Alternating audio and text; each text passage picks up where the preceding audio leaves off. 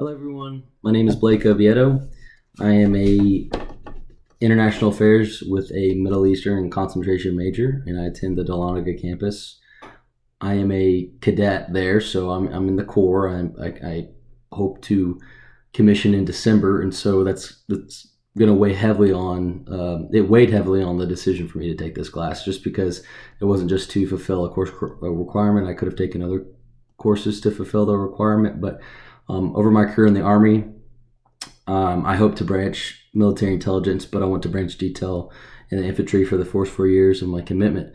But in both places, I'm going to have to deal with people from all different parts of the United States, many who don't have the identity of American as just their main cultural identity. There's going to be those co-cultures or subcultures discussed about in the lectures and in our books that I'm going to have to deal with. And so I need to be able to communicate effectively, not just to do my job, but to understand the people that I'm going to be in charge of as an officer.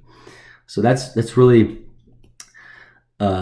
the main reason I want to take it. And just in my personal life, we live in a hyperpolarized world, and I, with my degree being technically a political science degree, which I enjoy international politics more than domestic politics. However, this class, I hope, can give me more context in how I deal with people to communicate my opinions, but also be more empathetic to their positions, based on how they're raised or, what microcosm of the country they come from.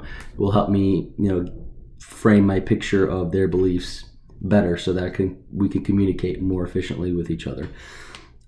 So my values would have to be shaped around my upbringing the most, just, like most people's, and my beliefs. My parents were both raised Catholic, so there's that religion aspect, talked about in the lecture. However, they had a falling out with the church based on their own upbringing with their parents.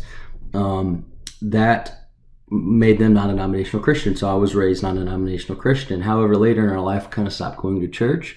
My parents dealt with somebody. We had a church who a pastor was stealing from the tithes and using the money in non-Christian ways, my parents believed.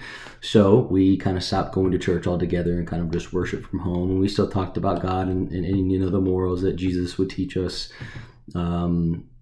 mainly from the beginning of the New Testament, Matthew, Mark, Luke, and John. But besides that, the religion didn't really play that much of an impact on my life as far as, the regimen of going every Sunday and Wednesday and having that community with people. I experienced that some with a friend, my friend Luke. He was Southern Baptist, which was a different world altogether. His parents didn't drink, and so I got to experience that community a little bit whenever I would go hang out with him.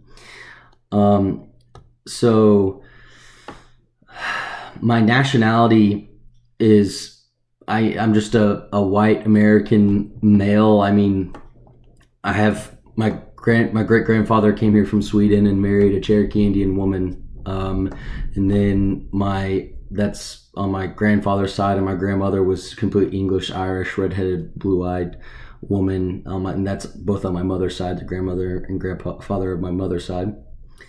On my father's side, it was just Spanish and German. So I'm a mutt like many white Americans as far as, the nations that they came from before coming here. But my culture that I would define as, I'm just a typical, white American male. I believe in many American ideals, which, those strive from Protestant work ethic and, being the melting pot of the world, which, those classic ideas that were taught early in grade school. I mean, I guess I would identify with those.